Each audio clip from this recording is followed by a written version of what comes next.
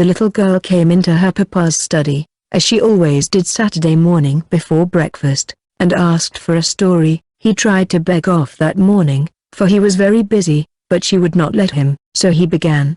Well, once there was a little pig. She put her hand over his mouth and stopped him at the word. She said she had heard little pig stories till she was perfectly sick of them. Well, what kind of story shall I tell, then? About Christmas. It's getting to be the season. It's past Thanksgiving already, it seems to me.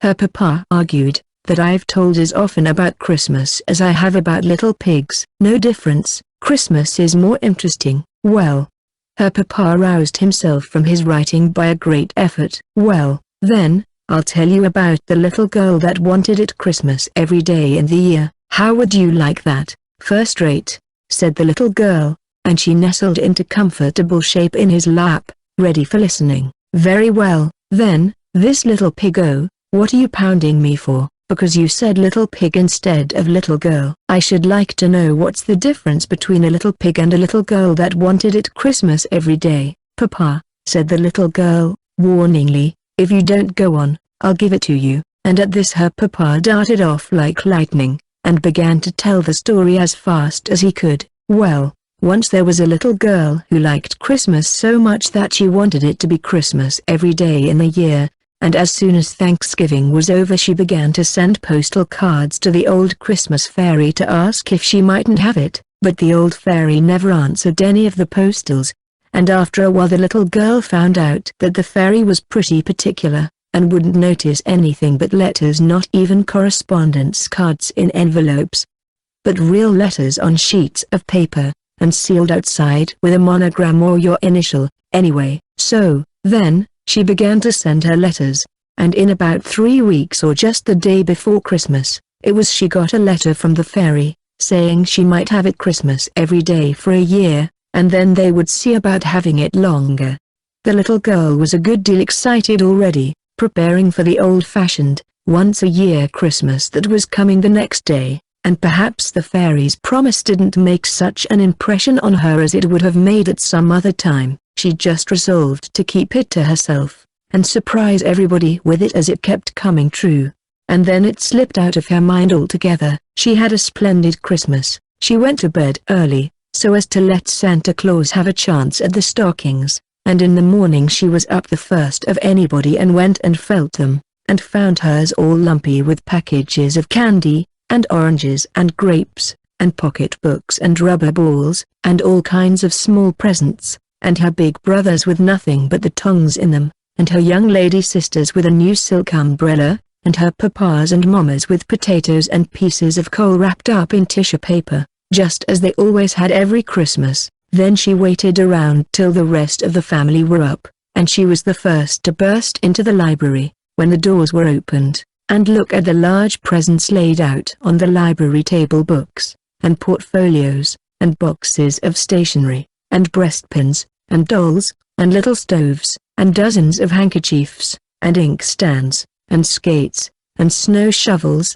and photograph frames, and little easels, and boxes of watercolors, and Turkish paste, and nugget, and candied cherries, and dolls' houses, and waterproofs, and the big Christmas tree, lighted and standing in a waste basket in the middle. She had a splendid Christmas all day. She ate so much candy that she did not want any breakfast, and the whole forenoon the presents kept pouring in that the expressman had not had time to deliver the night before, and she went round giving the presents she had got for other people, and came home and ate turkey and cranberry for dinner, and plum pudding and nuts and raisins and oranges and more candy, and then went out and coasted, and came in with a stomachache, crying, and her papa said he would see if his house was turned into that sort of fool's paradise another year, and they had a light supper, and pretty early everybody went to bed cross. Here the little girl pounded her papa in the back, again. Well, what now? Did I say pigs? You made them act like pigs. Well, didn't they? No matter. You oughtn't to put it into a story. Very well, then, I'll take it all out. Her father went on.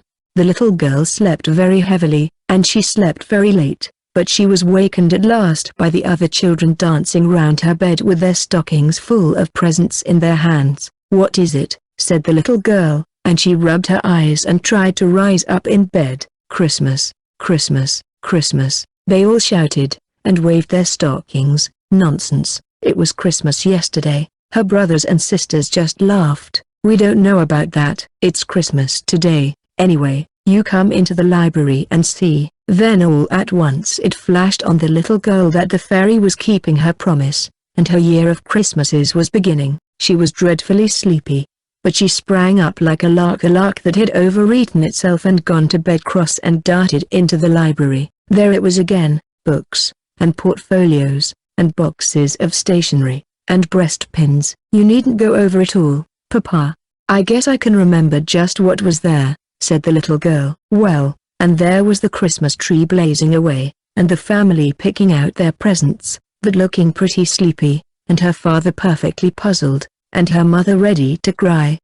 I'm sure I don't see how I'm to dispose of all these things," said her mother, and her father said it seemed to him they had had something just like it the day before, but he supposed he must have dreamed it. This struck the little girl as the best kind of a joke, and so she ate so much candy she didn't want any breakfast, and went round carrying presents, and had turkey and cranberry for dinner, and then went out and coasted, and came in with a, "Papa." "Well, what now? What did you promise, you forgetful thing?" "Oh yes." "Well, the next day, it was just the same thing over again, but everybody getting crosser, and at the end of a week's time so many people had lost their tempers that you could pick up lost tempers anywhere.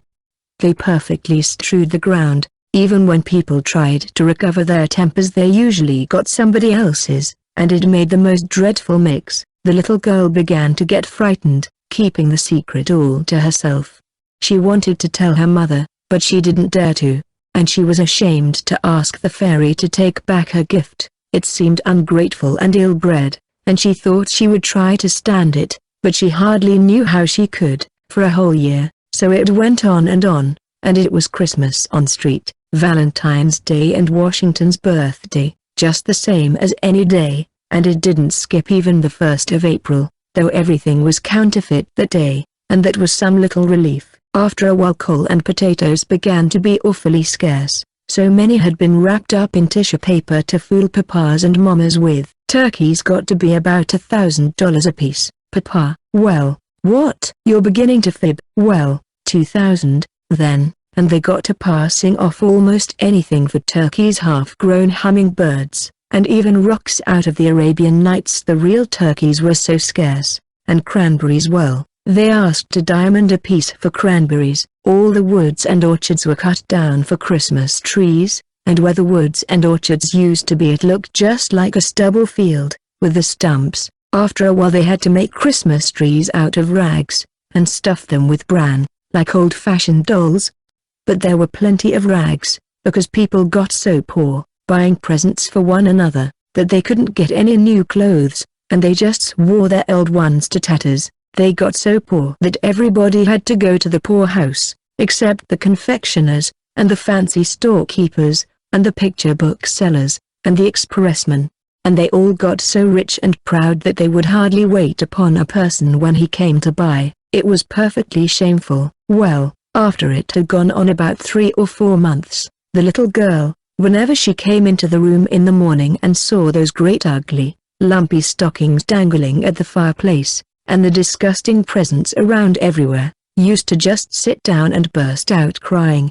In 6 months she was perfectly exhausted. She couldn't even cry anymore. She just lay on the lounge and rolled her eyes and panted. About the beginning of October she took to sitting down on dolls wherever she found them, French dolls, or any kind. She hated the sight of them so, and by Thanksgiving she was crazy, and just slammed her presents across the room. By that time people didn't carry presents around nicely anymore. They flung them over the fence, or through the window, or anything, and, instead of running their tongues out and taking great pains to write for dear Papa, or Mama, or brother, or sister, or Susie, or Sammy, or Billy, or Bobby, or Jimmy, or Jenny, or whoever it was, and troubling to get the spelling right, and then signing their names, and Christmas, 18. They used to write in the gift books, "Take it, "You horrid old thing," and then go and bang it against the front door. Nearly everybody had built barns to hold their presents, but pretty soon the barns overflowed, and then they used to let them lie out in the rain, or anywhere. Sometimes the police used to come and tell them to shovel their presents off the sidewalk, or they would arrest them. "I thought you said everybody had gone to the poorhouse," interrupted the little girl. "They did go, at first," said her papa. "But after a while the poorhouses got so full that they had to send the people back to their own houses. They tried to cry when they got back, but they couldn't make the least sound." "Why couldn't they?" "Because they had lost their voices, saying Merry Christmas so much." "Did I tell you how it was on the 4th of July? "No." "How was it?" And the little girl nestled closer, in expectation of something uncommon. "Well, the night before, the boys stayed up to celebrate, as they always do, and fell asleep before 12 o'clock, as usual, expecting to be wakened by the bells and cannon. But it was nearly 8 o'clock before the first boy in the United States woke up, and then he found out what the trouble was. As soon as he could get his clothes on, he ran out of the house and smashed a big cannon torpedo down on the pavement, but it didn't make any more noise than a damp wad of paper. And after he tried about 20 or 30 more, he began to pick them up and look at them. Every single torpedo was a big raisin. Then he just streaked it upstairs, and examined his firecrackers and toy pistol and $2 collection of fireworks, and found that they were nothing but sugar and candy painted up to look like fireworks. Before 10 o'clock every boy in the United States found out that his 4th of July things had turned into Christmas things. And then they just sat down and cried. They were so mad. There are about 20 million boys in the United States, and so you can imagine what a noise they made. Some men got together before night, with a little powder that hadn't turned into purple sugar yet, and they said they would fire off one cannon, anyway. But the cannon burst into 1,000 pieces, for it was nothing but rock candy, and some of the men nearly got killed. The 4th of July orations all turned into Christmas carols, and when anybody tried to read the Declaration, instead of saying, "When in the course of human events it becomes necessary," he was sure to sing, "God rest you, merry gentlemen." It was perfectly awful. The little girl drew a deep sigh of satisfaction. "And how was it at Thanksgiving?" Her papa hesitated. "Well, I'm almost afraid to tell you. I'm afraid you'll think it's wicked." "Well, tell, anyway," said the little girl. "Well, before it came Thanksgiving it had leaked out who had caused all these Christmases." The little girl had suffered so much that she had talked about it in her sleep. And after that hardly anybody would play with her. People just perfectly despised her, because if it had not been for her greediness it wouldn't have happened. And now, when it came Thanksgiving, and she wanted them to go to church, and have squash pie and turkey, and show their gratitude, they said that all the turkeys had been eaten up for her old Christmas dinners, and if she would stop the Christmases, they would see about the gratitude. Wasn't it dreadful? And the very next day the little girl began to send letters to the Christmas fairy, and then telegrams, to stop it. But it didn't do any good. And then she got to calling at the fairy's house, but the girl that came to the door always said, "Not at home," or "engaged," or "at dinner," or something like that. And so it went on till it came to the old once-a-year Christmas Eve. The little girl fell asleep, and when she woke up in the morning, she found it was all nothing but a dream, suggested the little girl. "No, indeed," said her papa, "it was all every bit true." Well, what did she find out, then? Why, that it wasn't Christmas at last, and wasn't ever going to be, any more. "Now it's time for breakfast." The little girl held her papa fast around the neck. "You shan't go if you're going to leave it so. How do you want it left?" "Christmas once a year." "All right," said her papa. And he went on again. Well, there was the greatest rejoicing all over the country, and it extended clear up into Canada. The people met together everywhere, and kissed and cried for joy. The city carts went around and gathered up all the candy and raisins and nuts, and dumped them into the river, and it made the fish perfectly sick. And the whole United States, as far out as Alaska, was one blaze of bonfires, where the children were burning up their gift books and presents of all kinds. They had the greatest time. The little girl went to thank the old fairy because she had stopped its being Christmas, and she said she hoped she would keep her promise and see that Christmas never came again. Then the fairy frowned, and asked her if she was sure she knew what she meant. And the little girl asked her, why not? And the old fairy said that now she was behaving just as greedily as ever, and she'd better look out. This made the little girl think it all over carefully again, and she said she would be willing to have it Christmas about once in 1,000 years. And then she said 100, and then she said 10, and at last she got down to 1. Then the fairy said that was the good old way that had pleased people ever since Christmas began, and she was agreed. Then the little girl said, what are your shoes made of? And the fairy said, leather.